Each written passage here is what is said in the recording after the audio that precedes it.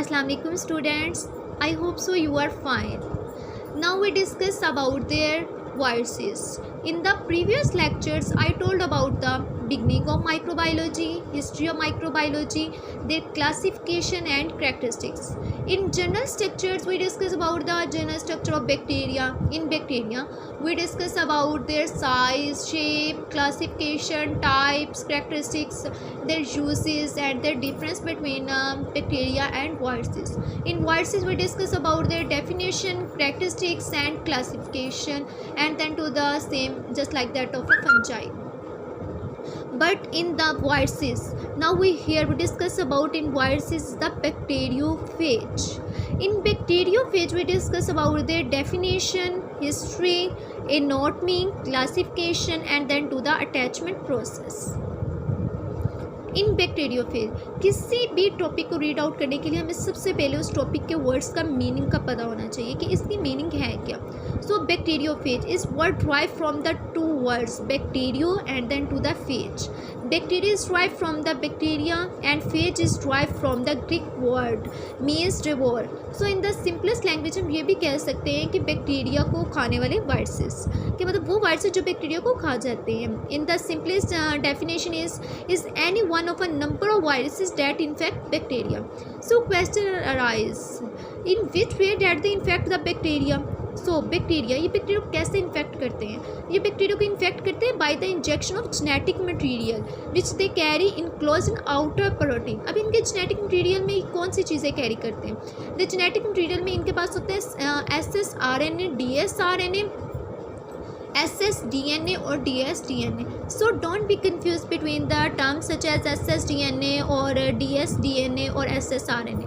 SS simply means single stranded RNA or ds means double stranded DNA along with the circular or linear arrangement. Then I go to a history. In 1896, Ernst Henry Henken was the first scientist that reported that something in the waters of Gangas and Yamuna. मतलब कोई चीज़ है गंगा और यमुना के दरियाओं में India में जो had a marked antibacterial action against the cholera and it could pass through a very fine Portland filter. मतलब जो बहुत पोर्टलैंड फिल्टर से भी पास हो जाती. जो नेक्स्ट साइंटिस्ट हैं जिन्होंने इस पे वर्क किया वो है हमारे पास 1950 में British bacteriologist Frederick Todd. Frederick Todd superintendent थे ब्राउन इंस्टीट्यूशन लंदन में जिन्होंने डिस्कवर किया कि कोई स्मॉल एजेंट हैं जो इन्फेक्ट करते हैं बैक्टीरिया को और बैक्टीरिया को किल करते हैं.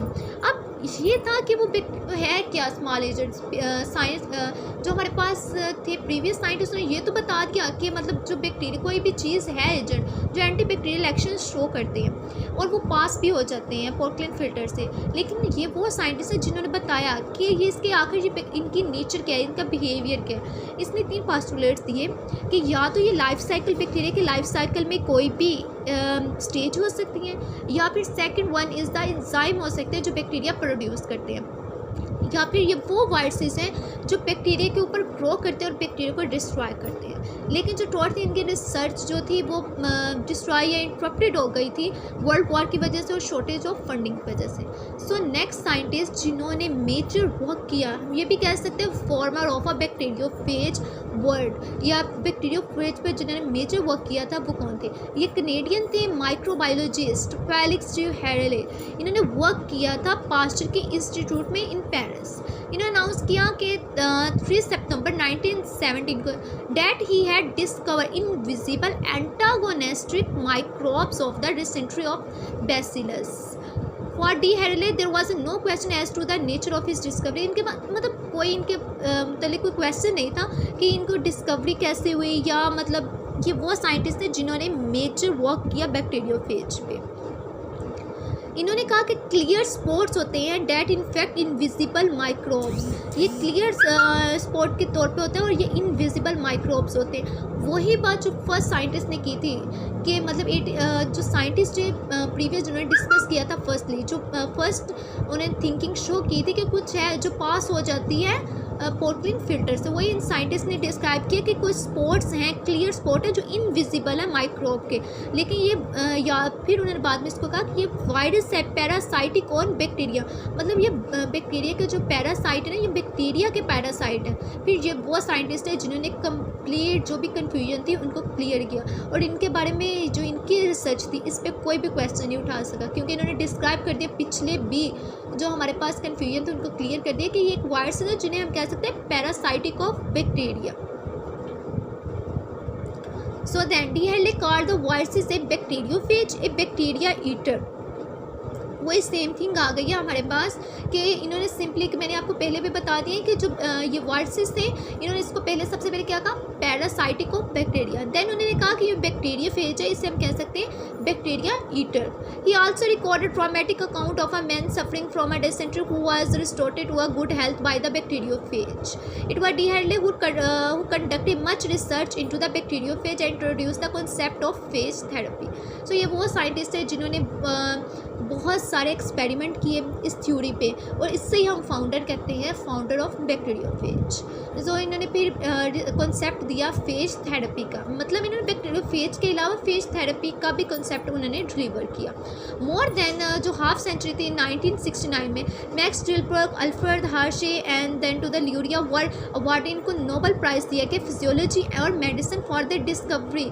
अब जो थे हमारे पास साइंटिस्ट डी हेडले, इन्होंने डिस्कवर किया सिर्फ जर्नल बैक्टीरियोफेज का स्ट्रक्चर और बिहेवियर, बट लेकिन ये जो साइंटिस्ट हैं हमारे पास अल्फ्रेड हार्शे एंड ल्यूरिया, इन्होंने फिजियोलॉजी और medicine for the discovery of the replication of viruses and the genetic structure, मतलब इन्होंने वायरसेस के रेप्लिकेशन और इसके जेनेटिक स्ट्रक्चर भी, ये इनकी मेडिसिन भी इन्होंने हमारे पास डिस्कवर की।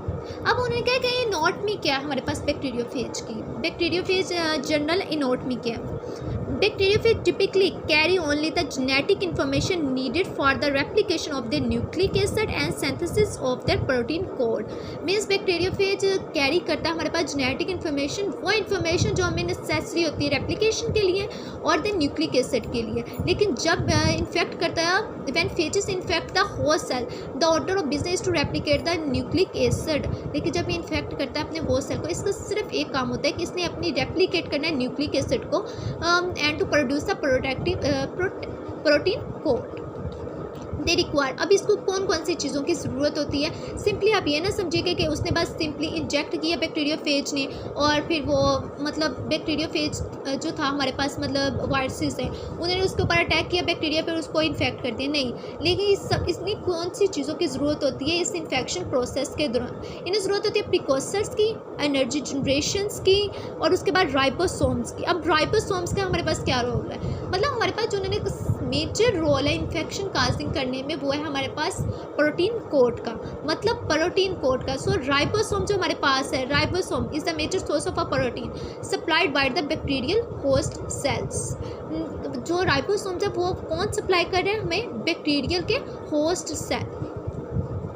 अब आ जाए हमारे पास है bacteria, bacteriophage. Bacteriophage makeup a diverse group of viruses some which have a complex. अब हम ये कंफ्यूज हो जाते हैं कि शायद बैक्टीरियोफेज का एक ही स्ट्रक्चर है, मतलब जनरल नेम है bacteriophage and then to the completely structure, नहीं, बैक्टीरियोफेज का जनरल नेम नहीं है। बैक्टीरियोफेज के बहुत सारी टाइप्स हैं, फैमिलीज हैं, जिन्हें डिफरेंट साइंटिस्ट ने, डिफरेंट कम्युनिटीज़ ने डिस्क्राइब किया है। अब जो बैक्टीरियोफेज के ये डाइवर्स ग्रुप है वायरसेस का, वो कौन कौन सी चीज़ों से मिलकर बने, वो मिलकर बने कॉम्प्लेक्स स्ट्रक्चर से। कॉम्प्लेक्स स्ट्रक्चर, इनके कॉम्प्लेक्स स्ट्रक्चर में क्या इंक्लूडेड होता है, इनमें होता है double standard DNA and then to the general structure is also called the head, collar, core and then to the helical structures and then to the two tail pins and hexagonal base plate 1 2 3 4 5 6 hexagonal base plates.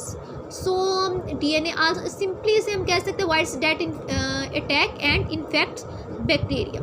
सो जो infection होता है, infection may और may not lead to the death of bacteria. अब हम ये समझते हैं कि जो वायरसेस ये अटैक करते हैं बैक्टीरिया पे, ये उसके इन्फेक्शन का प्रोसेस बनते हैं, तो उसके बाद बैक्टीरिया की डेथ हो जाती है, नहीं। कुछ बैक्टीरियोफेज की प्रोसेस ऐसे होते हैं जिसमें उसकी डेथ का मेजर काजेस बनते हैं, लेकिन मेजॉरिटी जो है वो मे और may not lead to the death of bacteria.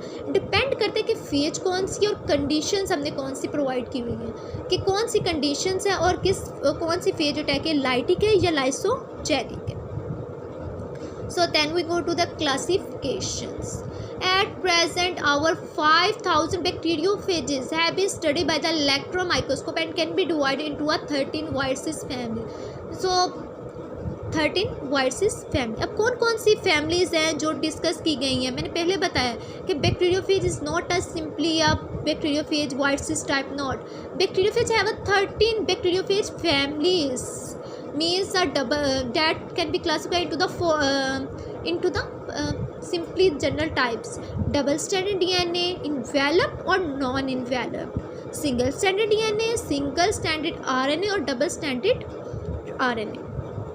Means 13 bacteriophage की फैमिलीज हैं। अब उन फैमिलीज़ को भी आगे फर्दर डिवाइड किया, वो कौन कौन सी है? वो है डबल स्टैंडर्ड डीएनए, हमारे पास डबल स्टैंडर्ड डीएनए इन्वेलप्ड है, सिंगल स्टैंडर्ड डीएनए है, सिंगल स्टैंडर्ड आरएनए और डबल स्टैंडर्ड आरएनए।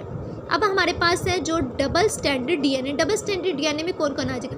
T2 आ जाएगा, मायोविराइडिया T2, और उसके बाद लैम्डा स्पायोविराइडिया P22 ओडोविराइडिया। अच्छा, रूडीविराइडिया में हमारे पास आ जाएंगे, हमारे पास फुसेलोविराइडिया, टेक्टिविराइडिया, कोटिकोविराइडिया, प्लाज्मोविराइडिया, लिपोथेरिक्स विराइडिया। अब हमारे पास है जी single standard DNA, Microviridae, don't be confused between the two terms. Myoviridia and microviridia is totally different.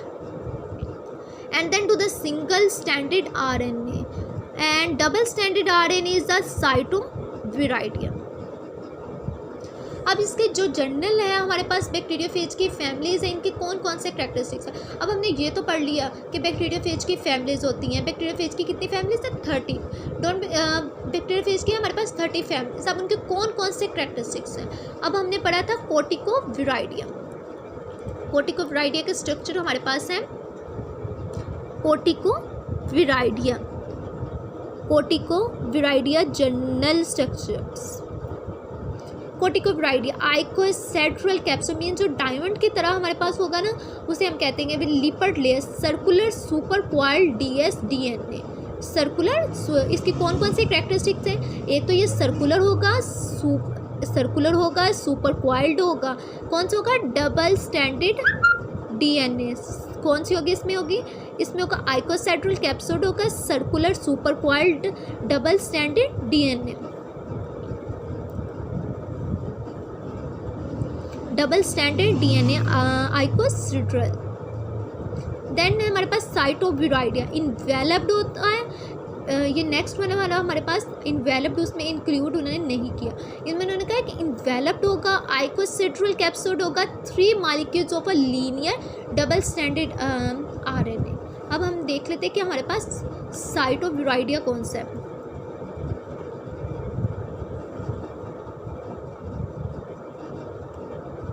इन्होंने हमें दिया है सिर्फ कोटिकोविराइडिया। साइटोविराइडिया की उन्होंने जर्नल हमें दी है ये शेप साइटोविराइडिया। उसके बाद हमें दिया है फुसीलोविराइडिया। फुसीलोविराइडिया हमारे पास क्या होगा? पीलियोमॉर्फिक होगा, इन्वेलप होगा। ये याद रखिएगा कि इन्वेलप कौन सी है और नॉन इन्वेलप कौन सी है। इन्वेलप है ये लिपिड्स होते हैं और ये सर्कुलर होते हैं। अब हम देख लेते हैं फुसीलोविराइडिया, क्योंकि हमें इनके कैरेक्टरिस्टिक्स याद रखते हुए सबसे पहले हमें इनकी शेप्स का पता होना चाहिए कि इनकी शेप्स है क्या। फुसीलोविराइडिया, ये है फुसीलोविराइडिया की शेप। उसके बाद इनोविराइडिया जीनस, लॉन्ग फिलामेंट्स होते हैं, शॉर्ट रोड्स होते हैं। उसके बाद हेलिकल सिमेट्री होती है, हेलिकल ऐसे। उसके बाद हमने कहा कि जो सर्कुलर होते हैं और एसएस डीएनए, मतलब इनमें जो डीएनए होता है वो हमारे पास सिंगल स्टैंडर्ड होता है। जो फुसीलोविराइडिया थे उनमें हमारे पास डीएनए कौन सा था? Double standard. इसमें हमारे पास डीएनए होगा सिंगल स्टैंडर्ड डीएनए। उसके बाद लेविविराइडिया में क्वासी आइकोसेड्रल कैप्सूल हो गए, 1 molecule of linear SS RNA, single standard RNA होगा हमारे पास।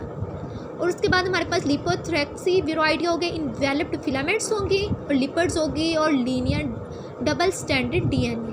हमारे पास जो अभी तक हमने पढ़ा उसमें सिंगल स्टैंडर्ड आरएनए आता है इनोविराइडियम में। इसे हम कहते हैं प्लेक्टोवायरसिस भी कहते हैं और इनोवायरस भी कहते हैं। सो देन हमारे पास है माइक्रोविराइडियम।